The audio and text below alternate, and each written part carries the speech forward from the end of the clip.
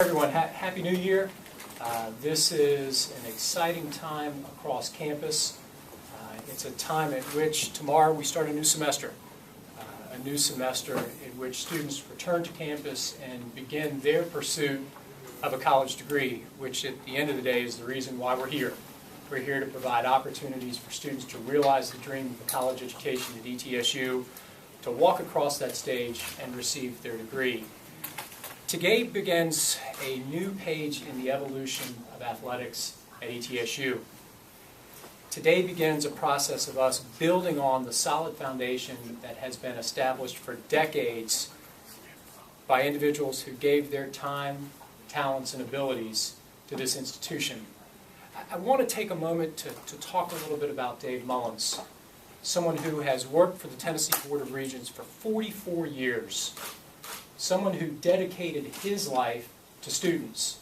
Someone who dedicated his life to all the things that I think are right about sports at big-time universities like ETSU. He coached the tennis team from '87 to 2002. During that time period, he had a couple of NCAA appearances. He had more than 6 regular season titles. He was an outstanding coach. He was also a fantastic administrator. He took a program that at the time had economic challenges and built a base. Built a base both from an academic perspective and built a base from a facilities perspective. I had the chance to get out and walk across campus today and watch the mud puddles because it's not the most pleasant day to walk across campus. But as you walk across this campus, you see the impact of Dave Mullins. You see the impact at the new baseball stadium. You see the impact at the soccer facility. You see the impact at soccer. You see the impact at the new tennis facilities. Each of those investments provide the foundation that's now going to allow us to make some major moves forward. And we would not be able to make those major moves forward if we had not made those investments. I also want to talk a little bit about the investments that we made in the academic infrastructure. The undergraduate GPA of our student athletes last fall was in excess of 3.17. 24 student athletes had a perfect 4.0 GPA, and 25% of our student athletes were on the dean's list, which means they had a 3.7 GPA or higher. So from my perspective, I think we have an outstanding foundation. We have a foundation in which our students are doing well in the classroom. We have some bits and pieces from a facilities perspective that we can now move and grow around, and I think we're poised for excellence. A lot of that step is outlined within the work of the Committee for 125, which is framing a vision for ETSU 5, 10, and 25 years down the road. The task force in the Committee for 125, which was chaired by Judge Ken Bailey, presented their recommendations to the overall committee back in December. One of the primary points of conversation at that time, and shoot, let's be honest, it's been a point of conversation for 10 years. It was a point of conversation in the middle part of the last decade. That point of the conversation is football. I said in December that we would begin a conversation on campus around football, a conversation that would include faculty, staff, and students. That conversation begins tomorrow as our students return to campus. So over the course of the next 4 to 6 weeks, we will have an in-depth conversation around football. Dr. Sander will lead a lot of that conversation. So some may say, well, where are we on football? We're in the same place that we've been prior to the holidays. We cannot move forward without a conversation as a university. Our university returns to Johnson City in terms of our students tomorrow. I made a couple of comments around the program. In fact, I butchered the King's English during one interview where I said we have know this and know that. But all kidding aside, we have to start a program from scratch. And if that is the direction that students choose for us to take, then we, through the leadership of Dr. Sander, are full steam ahead to position us to initiate a football program at ETSU. With respect to basketball, I want to take a moment to acknowledge the great work that Coach Bartow has done over the course of the past couple of months. If any of you had a chance to be at the Florida Gulf Coast game on Saturday, it was a heck of an afternoon. Not only does the dome look a lot different than it did this time last year, but I think our young men surprised some people. We're midway through the season, and I hope that the entire ETSU family is patient with our student athletes It gives them the opportunity to run through the remainder of the season, because if we play the way we played on Saturday for the rest of the year, we are really going to surprise some people. I want to talk a little bit about some of the challenges that have confronted us over the course of the past year. We're an institution. We are in the business of educating young men and women. This past year has provided multiple teaching and learning opportunities, but we are in the business of helping people learn from their mistakes. And as I reflect upon the past year, I think that we need to be mindful that we are an institution that educates young men and women, and part of that educational process is teaching them how to recover from their mistakes and become better citizens as they move forward into adulthood. I want to touch a little bit on conference affiliation, and then I really want to transition to the reason we're here is for the introduction of the new AD. And then we're going to open it up at the end for questions, but there have been a lot of questions on conference affiliation. We are examining the state of intercollegiate athletics on a daily basis. We'd be foolish not to. It would be irresponsible for us not to have a close ear to the ground with everything that's happening across this country in terms of conference affiliation. We have talked to presidents. We have talked to media executives. We've talked to, that's myself, that's Coach Mullins, that's Dr. Sanders, throughout the 125 process, just trying to ensure that as the landscape changes, we, ETSU, are positioned to maximize future opportunities for the institution. I've talked to everyone. I've talked to a president from the Big 12 conference on Monday. That doesn't mean we're going to the Big 12. It does mean we are listening and talking to people from Texas to California to Maine to Florida to try to get a sense of what's happening across the landscape. None of us have a crystal ball, but there's one person in the country who probably has a better beat on what's happening than anybody, and that person is our new athletic director, Dick Sander. He has an impeccable reputation in the field of intercollegiate athletics. He brings to us a pedigree steeped in strategic planning, having worked with institutions at the highest level and developed their strategic plans that poise them for excellence. Institutions such as Gonzaga, institutions such as George Mason, and institutions such as VCU. He's someone who knows Tennessee. He cut his teeth in Tennessee as a basketball coach. He has a bachelor's degree from the University of Tennessee, Chattanooga. Worked for a while at the University of Memphis before going to VCU and transforming every aspect of the athletic program and the athletic department at VCU. He holds a PhD in higher education administration from the University of Cincinnati. It's been a long time since we had an AD at this institution who we referred to as Doctor, but it is my pleasure to introduce our new AD, Dr. Dick Sander. Dr. Sander, the floor is yours for comments. Thanks, Dr. Noland. I really appreciate everybody coming and being part of this. I am extremely excited about the opportunity to work with President Noland and Dave Mullins and the entire ETSU family to really build on all the successes and accomplishments that ETSU has achieved over the years. And of course, like Dr. Noland said, this is a very important and exciting time in college athletics as this conference landscape just continues to change, and people are trying to position themselves in the best possible situation for their institution. It's kind of funny, I guess. I first met Dave Mullins back in 2002. I created a program called the Villa 7 Consortium, which really brought together mid-major athletic directors of comparable aspirations to kind of work together to discuss problems. And the other part of that consortium is it was an opportunity for us, the mid-major athletic directors, to engage the top BCS assistant basketball coaches, and ultimately what we did is we helped prepare them to take that next step. But I met Dave then and really started following the ETSU program and was just so impressed with the successes that they had.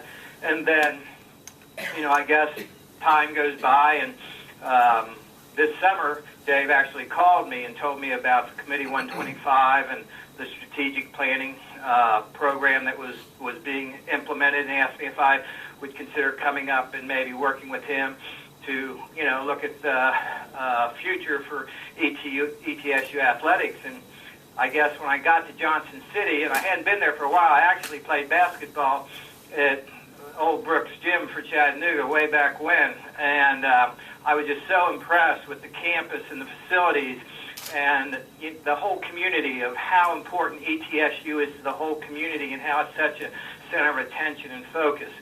So to me, I thought this is really just one of the best kept secrets in college athletics. So as we move forward, it was really exciting for me to be part of that. And then as things kind of moved down the road, and Dave kind of decided to really kind of focus on helping the university in fundraising and in facility development. And Dr. Noland said, "Do you think you'd be interested in coming up here and being part of our future?" I jumped on it. I said, "This is really exciting to me because I see, that we can really chart a course which will be so significant for the whole community, the university, and really the state of Tennessee." So it was very exciting to me. I think there are some great things we can do in the short term and in the long term also. So I'm excited and I'm anxious to get there. We're actually, my wife and I are coming to Johnson City tomorrow, and I wish I was there today to meet each of you individually in person. But in the next couple of weeks, I'd love to set up any time to have a one-on-one and share any thoughts, ideas, hear what you think about ETSU and how we can move this program to the level that everybody wants it to be. So that's kind of an opening statement, and I'll answer any questions. How I want to do this, Dr. Noland's available. If you have a question for Dr. Sanders, you'll just give him your name and your media affiliation. We'll go from there. Hopefully you can hear everyone. If not, you may need to move a little closer back there in the back. So the floor is yours.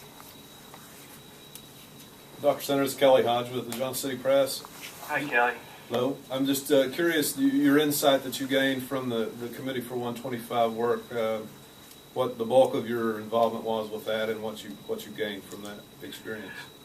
Well, pretty much, it was, there were a lot of people who were, it was a very diverse committee with faculty, with staff, with some athletic personnel, with some coaches, with some community people.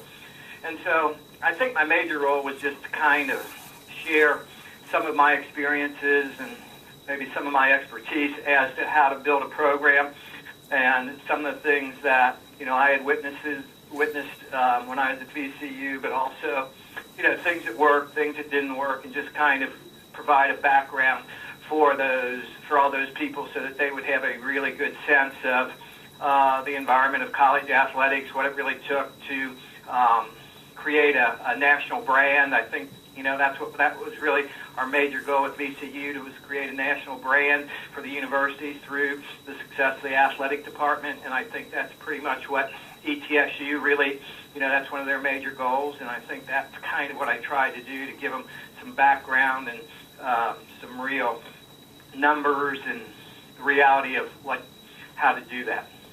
Do you have a priority list coming into this interim job, or how are you approaching it coming in? Well, clearly, I've had discussions with Dave, and I've had discussions with Dr. Noland, and I kind of see this as a team. But I think just like any time you come in, you really want to try to gather as much information as you can and talk to as many constituent groups as possible and really kind of create, what the needs assessment are and really focus on those sort of things. Realistically, we all understand that one of the big issues, is football. And so we want to really do all the due diligence possible to really create, first of all, to determine whether or not, that's where we want to go. And if we do determine that, then really create that plan that allows for ETSU to maximize the value of starting a football program. And I think the critical piece of that is having everybody engaged and everybody wanting to be a part of it. And realizing that, these are decisions that are made and they're made in the best interest of, the students, the faculty, the staff, the alums, the donors, and the community. So I think that's probably going to be, number one priority. Dr. Sanders, this is Rex Barber, also with Johnson City Press. Hi, Rex. Hi. Regarding when you get here and looking down the road 6 months or even longer, I guess specifically with football, how do you plan to involve students and community in that discussion? Well, I think Dr. Noland's done a great job already of kind of setting the baseline and has had some preliminary discussions with all of those folks. I think as soon as the students get back, Dr. Noland, myself, we will, I'm sure, have a lot of conversation, get input from all those different folks. So this is going to not be this is going to be very transparent. We're going to give everybody an opportunity to share their thoughts, and then we'll gather that information and make a decision, and then not apologize, move forward with a lot of enthusiasm and excitement. And Rex, if I could follow on to Dr. Sanders' response, we're not wasting any time here. Dr. Sanders will literally arrive in Johnson City tomorrow. He will be on the job tomorrow, and we'll begin that process of a transition immediately. But in all candor, that process has been occurring throughout the fall because he's been working closely with us throughout the fall on the 125 research, evolution, and the final development of the report. With respect to football, the students return to campus tomorrow. I anticipate that there will be a vigorous debate among the student body over the course of the next 3 to 4 weeks regarding football. I anticipate that the outcome of that discussion will then move us in a direction as an institution to take the next steps towards starting a program. We do not have time as a luxury point. This is not a conversation because of the conference dynamics where we can say we're going to spend 3 years studying this and see where we are in 3 years. The conference landscape is what's determining a lot of the things that are happening across the country, and we need to be positioned as an institution to do the things that are needed to maximize opportunities for ETSU. That may be we don't change a single thing, but given what's happening around the country and given the steps we're taking here today, I think these steps position us to make big moves forward as an institution. I asked that question because it seems like, as you said, things are happening across the country on a daily basis. Things are happening here with the new AD coming in. So I think people might perceive that as football is maybe on a fast track. We need to have the conversations. I cannot, in good conscience, get ahead of those conversations. We've pledged to the students, we've pledged to the faculty. The chair of the faculty senate's with us today, and I can't thank you enough for being here. We have an outstanding faculty senate who has provided very wise leadership for this institution. Our faculty will be partners with us in the conversation, but the driving force in this is the students. The students will be the individual who will have a proportionate share of the partnership. This is a true partnership. It's going to take a community partnership, a campus partnership, and a partnership with our students. But we have to let the students have that conversation. They arrive here tomorrow. But the program left. A lot of problems with money. It was a costly program. How much does money play into making this decision, Don? It's a function of priorities. There are institutions with athletic department budgets that are comparable to ours that have football. This is a function of priorities. And one of the great skills that Dr. Sander brings to the table is his background in strategic planning, his background in positioning institutions to develop their priorities, to allocate those resources, and to move forward. Will we be able to start a program with existing resources? No. We're going to have facilities challenges, Title IX challenges. This will take new resources, but it's also going to take strategic planning and the prioritization of existing resources. With the students being such a big part of this decision, have you already looked at what type of a financial burden they will take on, maybe on a per-student basis as part of this? There was due diligence that was conducted in 2007, and we're looking at that due diligence now to refresh the data. Part of this gets to what type of football program. Is it non-scholarship? Is it scholarship? How fast do you make that transition? What I'd like to do is to afford the opportunity for Dr. Sanders to get his feet on the ground, to have had that conversations with our students, to crunch the numbers, and then to respond to that question in a more thoughtful manner. We're not there yet because we're waiting to get everyone together and to go through that process. The response is contingent upon what's the aspiration. I made my little bit of a flippant comment around the Big 12. If the aspiration is the Big 12, and I assure you it's not the Big 12, you're looking at one set of numbers. If the aspiration is Pioneer League, which is non-scholarship, that's another set of numbers. That's a conversation that we have to have with the students. But back of the napkin, it's about $2.5 million, all dollars in to get us. That's the number, if I'm remembering correctly, from Committee for 125 background work. Then there's also issues related to where to play. I've stated on a number of occasions, we will not play in the Dome. I know that there are some in the community who would like to see us fast track and play in the Dome, but the turf contains a number of safety challenges, and we're not in a position to play in the Dome.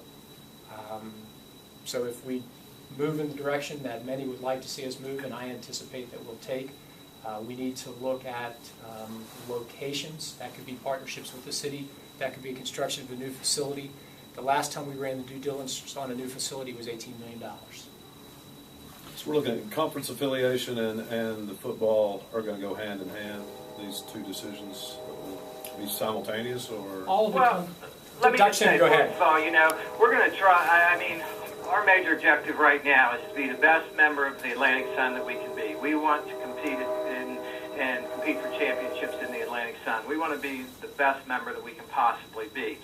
And then, but we're also going to really keep our ear to the ground to know what's going on. You know, I think that's one of the things that we're going to do. But I think clearly, you know, we're members of the Atlantic Sun right now, and we're going to compete at the, you know, as well as we can in that conference. And then whatever opportunities come our way, we will certainly look at those. But I think right now our focus is to put the best student athletes we can on the field or on the court and compete for championships.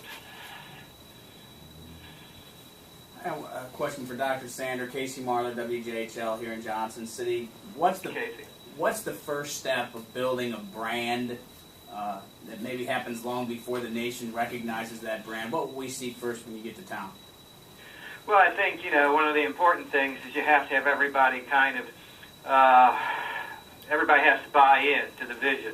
I think the first thing is creating the vision and then having everybody buy in, and then you know, put together the steps to implement all the strategic initiatives where you can build that brand. You know, everybody needs to be on the same page. We all need to have the same message. We all need to be focused on the same idea of how to, you know, how to maximize every exposure capability that's out there. And I think as you do that, it gets to be part of building a culture where, you know, we're all ambassadors for ETSU, and everything that we do is focused on building that brand and exposing that brand. So I think, you know, one of the first things I will try to do is to, you know, kind of, you know, develop, you know, the team that is really going to be the drivers of, you know, the initiatives to build that brand. And, you know, I don't really want to talk that much about VCU. And people say, well, how are you so successful? And I said, because we really had good coaches who recruited good student athletes who really bought into, you know, our plan. And I think that's the way you do it. And then you engage the faculty and the staff and the alumni and the students, and they all become a part of that. And you really develop this team where we're in this together. If you happen to see VCU play basketball, all you got to do is go to the game, and you can just see the huge energy and the way the community has really adopted, you know, VCU athletics. And I think, you know, to be perfectly honest, I think Johnson City and ETSU is pretty far down that path. We just really need to kind of focus all our resources and really identify those areas where we can create that excitement and that energy that's going to help us build that brand. Anything else? Dr. Sanders, Joe Bragg, WCYB Television, NBC station.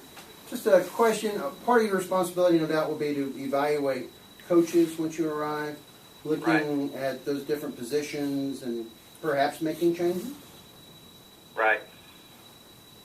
Yeah, I think that's right. You know, I haven't really had a chance to do that or see anything, you know, about, you know, I've been able to, you know, just look at some records and stuff. But, you know, being a successful coach, there's a lot of components to that, and there are a lot of factors that involve, you know, wins and losses, but also the whole program. You know, my theory is we want coaches who build programs, not just go out there and play games. And so we want coaches that are going to build a program that's going to be there for the long term, that the program's going to sustain and can withstand, you know, a bad year here and there. But, you know, they've built equity in themselves and their program, and people feel good about that and understand that, you know, in this world, you know, you're going to have some years where everything's just not, you know, big runs in the NCAA tournament, conference championships, but it's a solid program. Things are done well. Student athletes are, they're learning, they're getting better, they're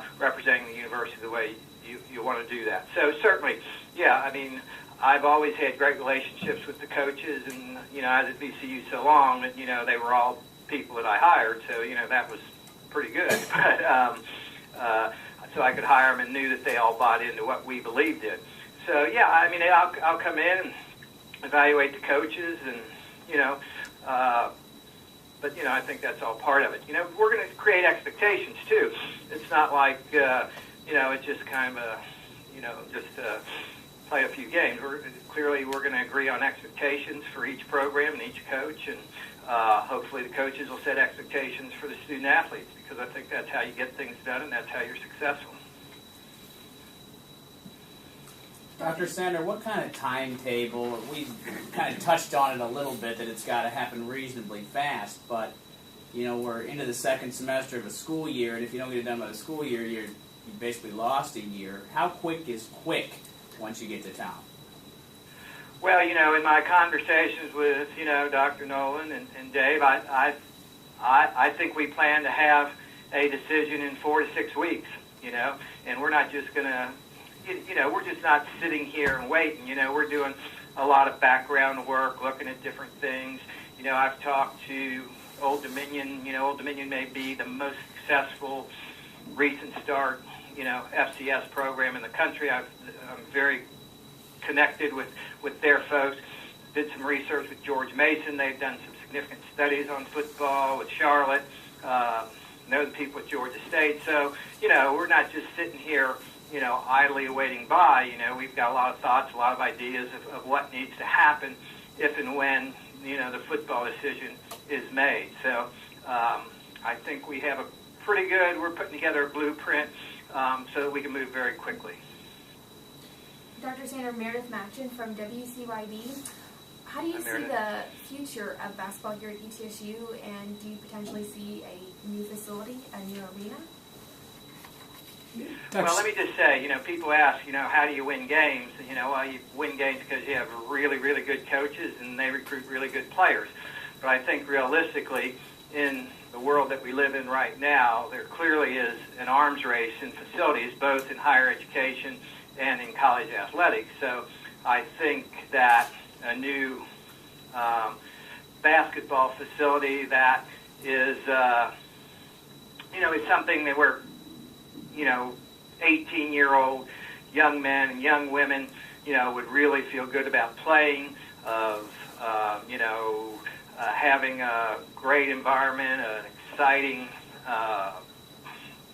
noise, and all the things that go with it, you know, like we were able to build at VCU or like Gonzaga has.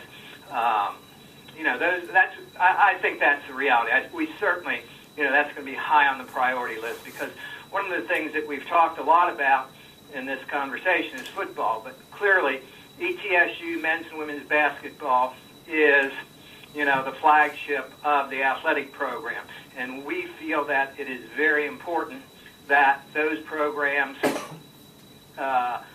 really reach their maximum potential, and just having, the knowledge of the success that ETSU's had in the past, in the 90s, and, the 2000s.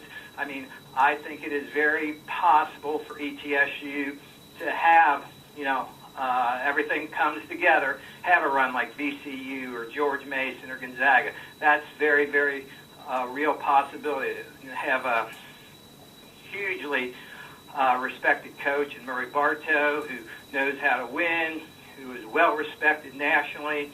So I think, certainly one of the pieces of the puzzle, and to be perfectly honest, I think the new building that we built at VCU is critically important to the success that VCU has had in men's basketball and women's basketball. And if I could add to Dr. Sanders' comment, it's part of the reason why we made the improvements within the dome that we have, to position that facility to be the best that it can be within its current configuration. The practice facility was developed to assist opportunities not only for practice but for recruiting for our men's and women's program. If you haven't had a chance to get inside the dome and see some of the improvements, it really is night and day to what it was this time last year. It's still the dome, but it is a very different game day experience than the game day experience this time last year. It's our goal as we move through this strategic planning process to examine a new convocation center. How that new convocation center fits into the overall strategic planning needs of the university is something that's still going through the process of the Committee for 125.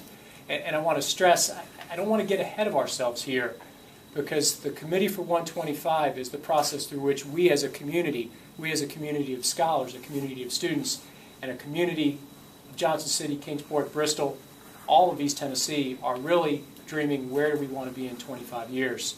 To continue with the sports analogy, we're about on second base in that process. There's still a lot of work to be done, a lot of conversations to be had. So I don't want to get ahead of processes that are already in place. But is a new convocation center something that's in the mix of points of conversations? Yes, it has been every day for the past year.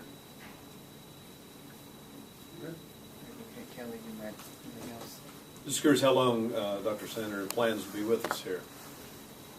Contract runs through 6 months. That is a time frame that allows us to work through that strategic planning process. But we're working in an environment where I don't know if there's altogether a firm end time. We have a task at hand, and we're going to work through that task. The work at hand began today, and it really begins in earnest tomorrow when Dr. Sander and his family arrive in Johnson City.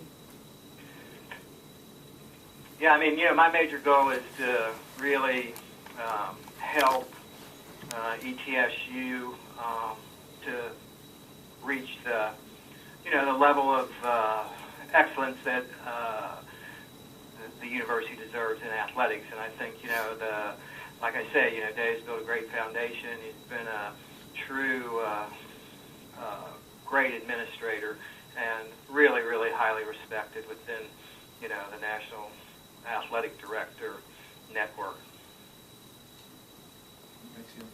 Anything else? Okay, Dr. Sander, thank you very much. How we're going to work this out, if you need a photograph of Dr. Sander, I think there was one in that news release. If you have any other requests to talk to Dr. Sander, you run them through Mike. Dr. Noland, anything else you want to say before we close? Just thank you all. Thank you all for coming out through the rain. Parking is easier today than it's going to be tomorrow. But I opened with tomorrow by design. We can get lost in wins and losses. Everyone focuses on what was the score of this game or what was the score of that game. But the thing that gets lost is we're here to educate students. And when I look at our athletic department, I can say with pride that we do a great job of educating students. They graduate at higher percentages than many other institutions. GPAs are outstanding. 25% of the entire student-athlete population is on the dean's list. The men's tennis team last year was ranked, the men's soccer team last year was ranked number 3 in the country in terms of GPA. So we do a lot of things really, really well here. And what Dr. Sander brings to the table is an experience of taking institution mid-major institution, affiliated health sciences enterprise, just like ETSU, and taking it to the highest level. You go anywhere in the country, and folks know VCU, and they know Shaka Smart. The gentleman on the phone built that, and we are honored to have him at our helm, hopefully taking us down a similar path. Thank you all very much. Thank you.